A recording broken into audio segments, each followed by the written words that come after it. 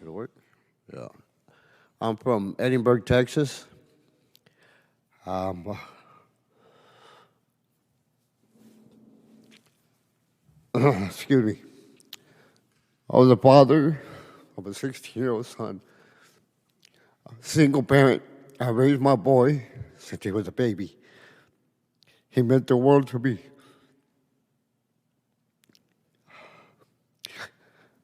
I got the vaccine to protect my son. And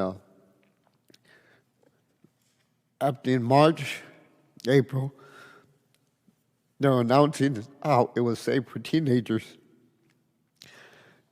Me and my son have never been apart. We're always together. He was my best friend. I always told him it was me and you against the world.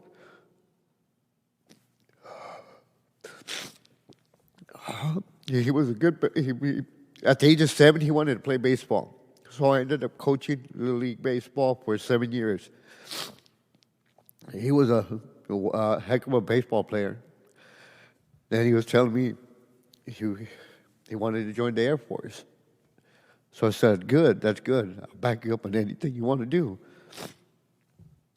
He joined ROTC in high school. He was always full of smiles. Anybody that knew my son would see he was happy. I wasn't rich, but I gave him everything he wanted. We didn't lack for anything.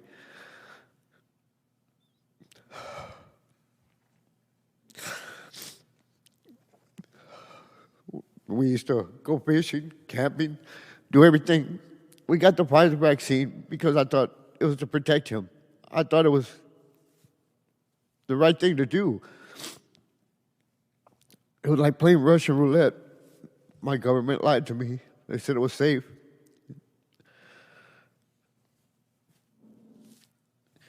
Now I go home to an empty house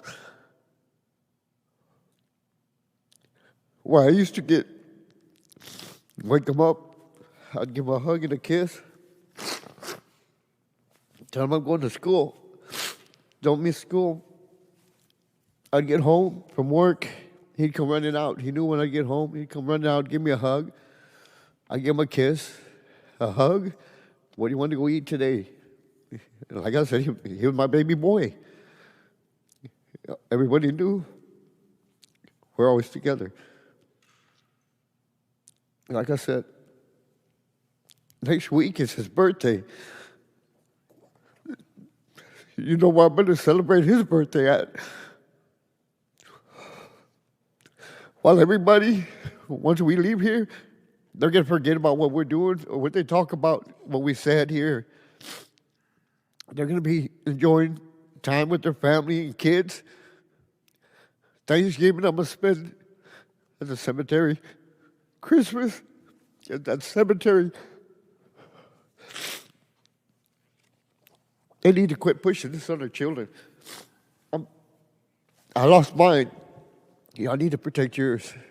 They're trying to target the 5 to 12-year-olds.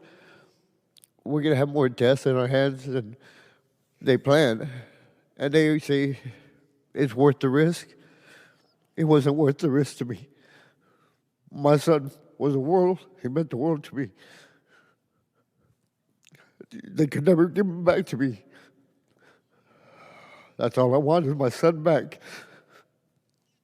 So don't make the mistake I did. I did it because I thought it was the correct thing to do. It wasn't. It was not. Like I said, I've always said I love the hell out of my country, but I don't trust my government anymore. I'm here because I'm Junior's voice. I'm doing this in my son's honor.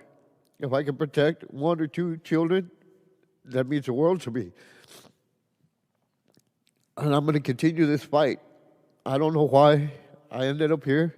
Something told me to come here. And I know this is not the end of the road for me. I'm going to continue. I'll find out where the next stop is.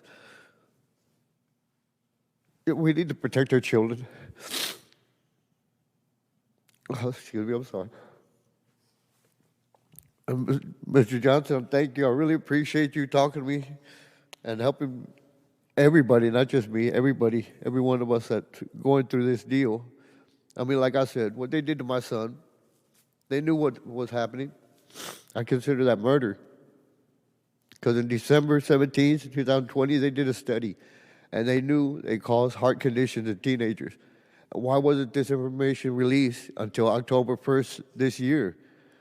If we would have known this, my son would be here with me. So I figured, like I said, they murdered my son. And the other people that are suffering, these kids, with all these side effects, that's child abuse right there. I mean, why isn't something being done? I mean, this should be pushed. We don't let anybody hurt our children. We put our lives in front of our children. Why are they doing this to our kids, man? Like I said, I have nothing else to lose. I mean, everybody needs to stand up with me. We all need to fight together. At least do better tests to make sure we're not going to hurt any more children. I'm sorry, thank you.